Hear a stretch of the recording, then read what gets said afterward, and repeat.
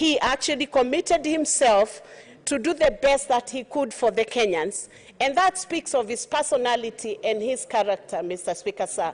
And Kenyans can have confidence that the president who now reigns in Kenya is amiable, a Christian, a father figure, who has a very forgiving personality, and nobody needs to be afraid in Kenya. There are many people who had initially used politics that would point towards them being afraid of what would happen if the president took over power. Mr. Speaker, sir, looking through that speech, you could tell that the kind of a personality that has taken over as the President of the Republic of Kenya is a man who fears God and a man who can be trusted. And if people were willing to work together with him, we would see a nation like no other in the continent of Africa. Amen. Kenya is our home and is the best place that anybody can be anywhere in the whole world. And we invite every Kenyan to start thinking positively, consider the bottom-up economic model, which is captured very well, I believe, in paragraph 19, 20, 21, Mr. Speaker, sir. A vision that shows where Kenya is moving towards, Mr. Speaker, sir. And I can only compare it to what China did when they utilized the cottage industries, Mr. Speaker, sir, to be able to build their economy. If you look at those paragraphs, Mr. Speaker, sir, you will see that Wanjiku has been reaffirmed. Mama Boga has been reaffirmed. The Kinyozi has been reaffirmed. The teacher has been reaffirmed. And we repeat and say that reaffirmation is not just a booklet. It's not just words that are being scripted into a speech.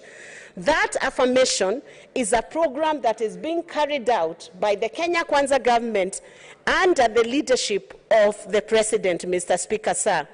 And Mr. Speaker, sir, I would want to point out, I have seen the Kenyan farmer has been truly affirmed, especially through the fertilizer, the reduction of the price of fertilizer. And I will pick out also on the fishermen, Mr. Speaker, sir, who may fall within the wider context of the blue economy. The blue economy, Mr. Speaker, sir, the new emerging areas, Mr. Speaker, sir, where now young people can find jobs within an economy that has not been fully harnessed in Africa. But Kenya now has an opportunity as a coastal state to harness the wealth that is in the oceans, to reach out and find out whether there is any oil in the ocean and harness the potential that we have in the nation of Kenya.